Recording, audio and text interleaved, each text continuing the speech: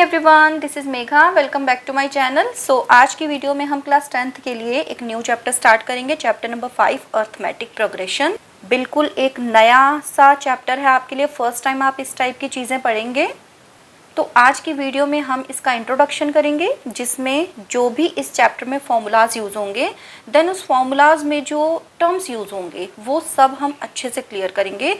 Then introduction video के बाद हम करेंगे इसकी exercise solve. So let's start. आज हम सबसे पहले इसकी डेफिनेशन समझ लेते हैं।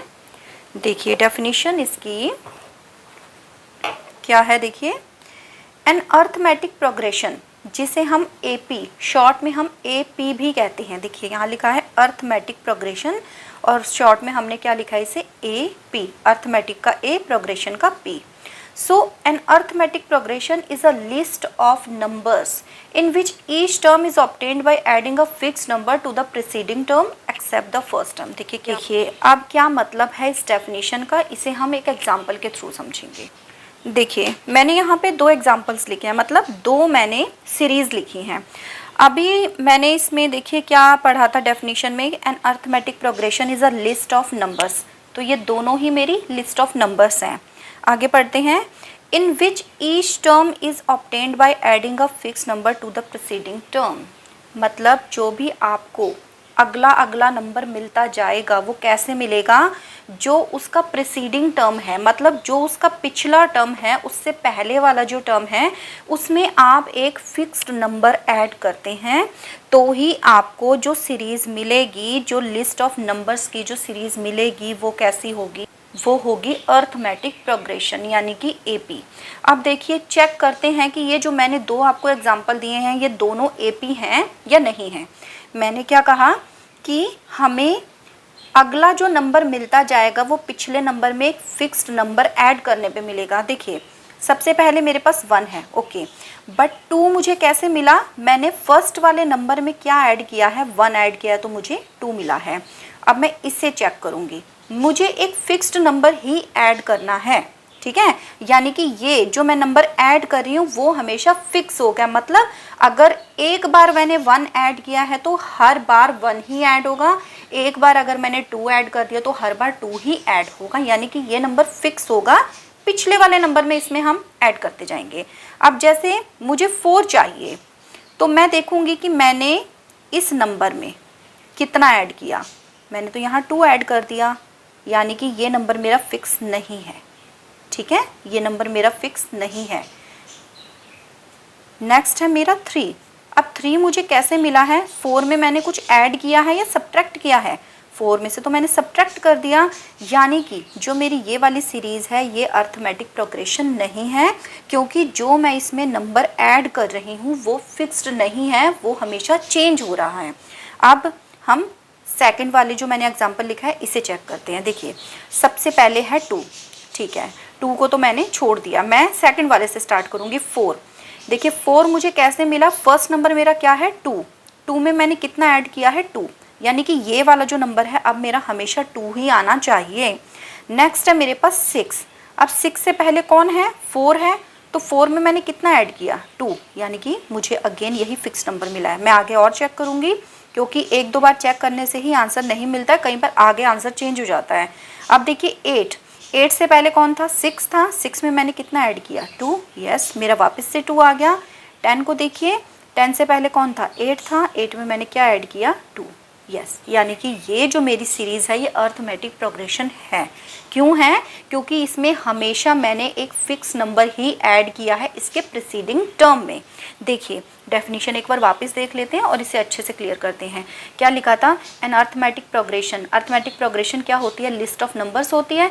यस, वो लिस्ट ऑफ नंबर ही थी, फर्स्ट भी थी सेकंड भी थी, बट मैंने कैसे डिफ्रेंशिएट किया कि फर्स्ट वाला नहीं है AP, सेकंड वाला है, क्योंकि सेकंड वाले में क्या था, each term is obtained by adding a fix number to the preceding term. Preceding term का मतलब होता है उससे पहले वाला number, except the first term, यानी कि फर्स्ट वाले को हमें चेक नहीं करना है, हमें जो चेक करना स्टार्ट करना है वो सेकंड नंबर से करना है। आई थिंक आपको समझ में आ गया होगा, ठीक है। अब देखिए ये तो हो गया कि हमने अर्थमेटिक प्रोग्रेशन को कैसे पहचानना है कि जो सीरीज हमें गिवन है वो अर्थमेटिक प्रोग्रेशन है या नहीं है। ये तो देखिए हो गया इसका डिटेल्ड एक्सप्लेनेशन। अब मैं आपको सिंपली बिल्कुल सिंपल वर्ड्स में समझाऊंगी कि आप इसको फटाफट कैसे चेक करेंगे कि जो सीरीज़ हमें गिवन है वो अर्थमेटिक प्रोग्रेशन है या नहीं है। आप देखिए क्या करेंगे, आप इनका ना डिफरेंस निकालेंगे। देखिए जितने भी ये टर्म्स हैं इन सब का आप डिफरेंस निकालेंगे। देखिए 4 - 2 2, 6 - 4 2, 8 - 6 2, 10 - 8 2, यानी कि हर बार जो इनका डिफरेंस है वो सेम आया है। इट मीन्स ये आपकी अर्थमेटिक प्रोग्रेशन है। क्लियर। अब इसमें आप देखिए चेक कीजिए, 2 - 1 तो 1 आ गया, 4 - 2 2 आ गया, 3 - 4 -1 आ गया। इसीलिए आपके अर्थमेटिक प्रोग्रेशन नहीं थी, क्योंकि जो इसमें डिफरेंस था वो सेम नहीं आया था। यहाँ पे डिफरेंस सेम आया है, दैट मीन्स ये आपकी क्या है, अर्थमेटिक प्रोग्रेशन। अब देखिए कुछ इसमें टर्म्स यूज होते हैं, जैसे जो इसका ये फर्स्ट टर्म होता है, जैसे यहाँ पे 2 है, तो जो मेरे पास इसका फर्स्ट टर्म है उसे मैं ऑलवेज डिनोट करती हूँ ए से। क्लियर। और जो इसका डिफरेंस होता है, डिफरेंस को हम इसमें कॉमन डिफरेंस बोलते हैं। नॉर्मली डिफरेंस नहीं बोलते, हम इसको बोलते हैं कॉमन डिफरेंस। कॉमन डिफरेंस को हम शो करते हैं डी से।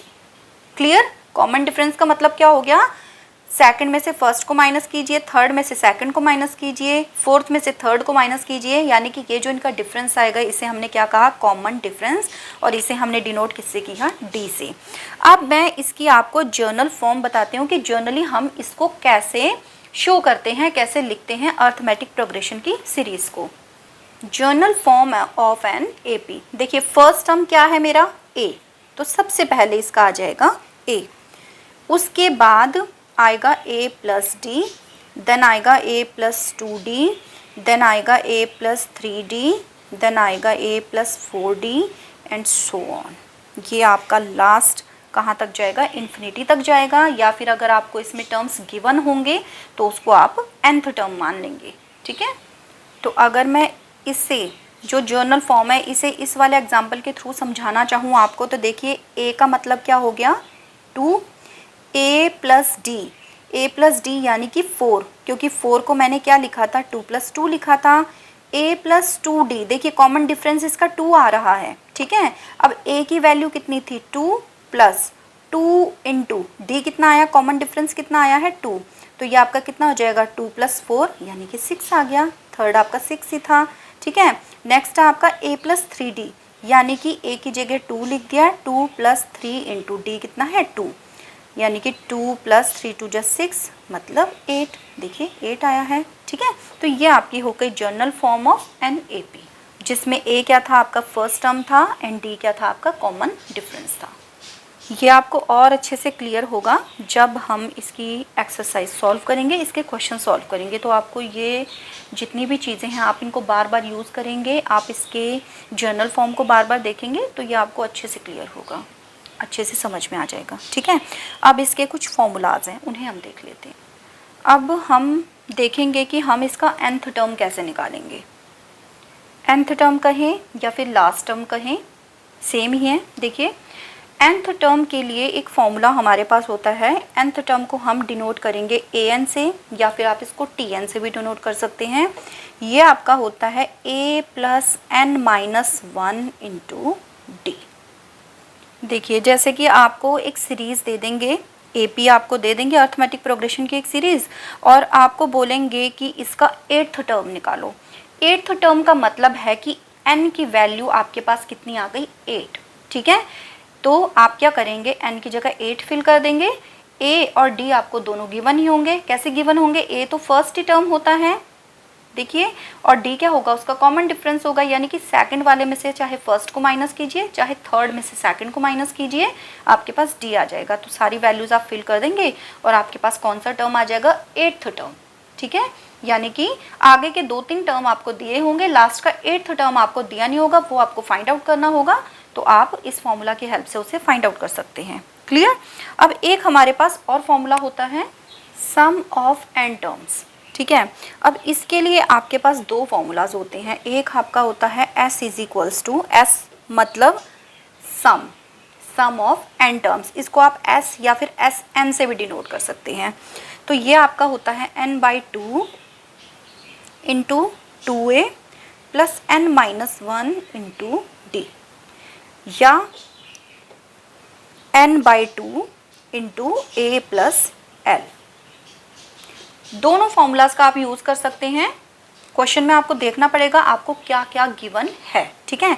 देखिए, अगर तो एल गिवन है, एल मतलब लास्ट टर्म, अगर आपको लास्ट टर्म गिवन है तो आप ये वाला फॉर्मूला डायरेक्ट अप्लाई कर सकते हैं।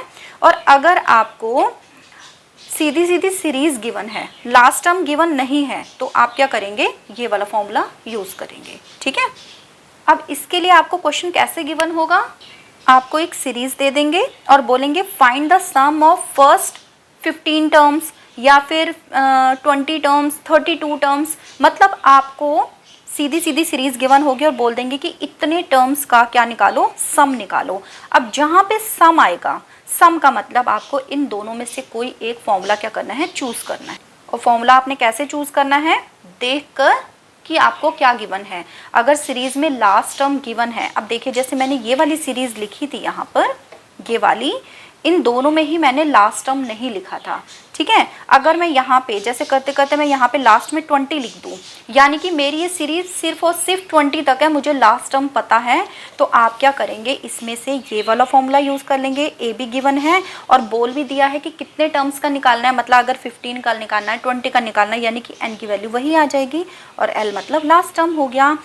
अगर आपके पास लास्ट टर्म नहीं है तो आप ये वाला फॉर्मूला यूज़ कर लीजिए, ये तो बिल्कुल सिंपल है। ए और डी तो आप सीधा सीधा, ए दिख जाता है, डी आप निकाल लेते हैं, एन भी आपको गिवन होगा, तो आप ये वाला फॉर्मूला यूज़ कर लेंगे। ये था अर्थमेटिक प्रोग्रेशन का एक बहुत छोटा सा इंट्रोडक्शन। मेन आपके इसमें बस 2 ही फॉर्मूला हैं, एक आपको इसकी जर्नल फॉर्म समझनी होती है एंड फर्स्टली आपको आइडेंटिफाई करना होता है कि जो सीरीज़ आपको गिवन है वो AP है भी या नहीं, और वो मैंने आपको समझा दिया है कि आपको कैसे फाइंड आउट करना है। सो मिलते हैं नेक्स्ट वीडियो में, स्टार्ट करेंगे इसकी एक्सरसाइज को सॉल्व करना। So stay connected for next video, till then take care, bye bye.